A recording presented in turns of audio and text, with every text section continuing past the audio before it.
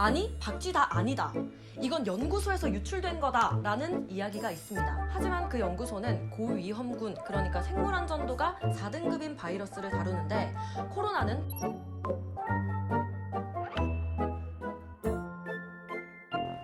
혹시 신종 코로나 공포에 떨고 계신가요?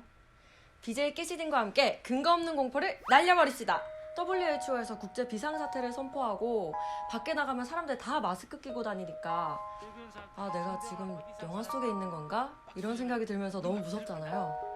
맞아요. 심각한 거 맞고 유난 떨면서 막 손 씻고 마스크 끼고 해야 되는 거 맞습니다. 그래도 떨더라도 잘 알고 떨자는 거죠.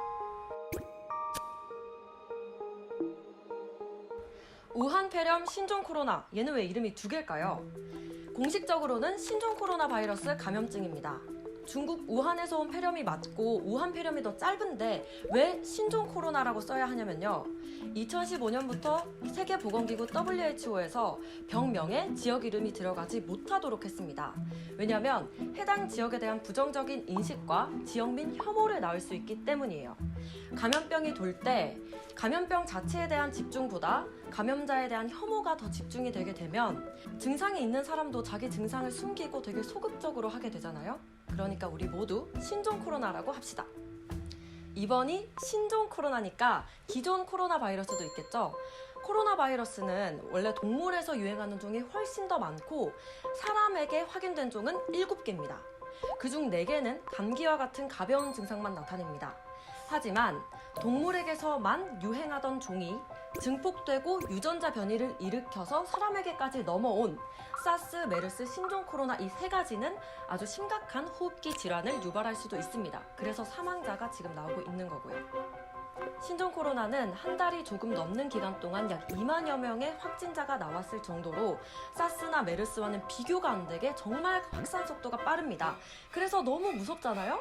그런데 이 무서움을 더 극대화시키는 게 있습니다. 바로 확인되지 않은 가짜 뉴스. 그래서 깨시딘과 함께 어디서부터 어디까지가 확인된 사실인지 짚어보겠습니다.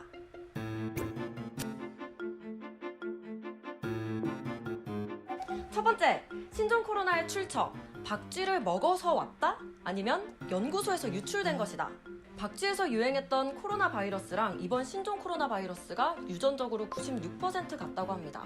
사스랑 메르스도 박쥐에서 왔고요. 그리고 사스랑 신종 코로나는 80% 유사성을 보입니다. 아니 근데 박쥐는 옛날부터 중국인들 일부가 먹어왔지 않느냐, 왜 이제야 돌고 있느냐 라고 의문이 생길 수가 있는데 박쥐를 직접 먹어서 사람이 감염이 된 건지 아니면 박쥐에서 다른 동물을 거쳐서 사람에게 왔는지는 아직 확인되지 않았어요. 즉, 모른다는 게 팩트입니다. 사스랑 메르스도 박쥐에서 출발한 건 맞지만 사스는 사양 고양이를 거쳐서 인간에게 왔고 메르스는 낙타를 거쳐서 왔습니다. 그러니까 박쥐를 사람이 먹어서 감염됐을 확률도 있지만 다른 중간 매개 동물이 있을 확률이 더 높다는 거죠. 또 전문가에 따르면 박쥐는 포유류지만 조류에 가깝기 때문에 다른 포유류 동물을 거쳐서 사람에게 더 전파되기 쉬운 형태로 변형이 돼서 왔다라고 합니다. 그러니까 이 신종 코로나랑 박쥐를 먹는 영상 이런 자료랑 바로 직접적으로 연관시키는 건 위험합니다. 아니, 박쥐다 아니다. 이건 연구소에서 유출된 거다 라는 이야기가 있습니다. 중국 정부가 처음에는 우한 수산시장에서 야생동물을 거래하니까 여기가 출발지일 것이다 라고 얘기했는데 아닐 수도 있다는 주장이 나왔습니다. 초기 환자, 중국의 초기 환자 41명 중에 13명이 우한 수산시장과 관련이 없었기 때문인데요. 하지만 우한 수산시장이 출발지가 아니라고 해도 박쥐로부터 왔을 가능성은 여전히 큽니다. 중국에서는 최근에 도시나 리조트를 개발한다고 박쥐만 살던 동네에까지 사람들이 밀고 들어가는 경우가 있었는데 그래서 박쥐랑 야생동물 그리고 사람의 교류 자체가 많아졌기 때문입니다. 사실 유출설은 우한시장 근처에 차로 40분 거리에 고위험군 바이러스 연구소가 있다는 이유에서 퍼지고 있는데요. 그러니까 있다라는 사실 이외에 거짓 정보가 붙어도 전부 다 사실인 것처럼 퍼지고 있습니다.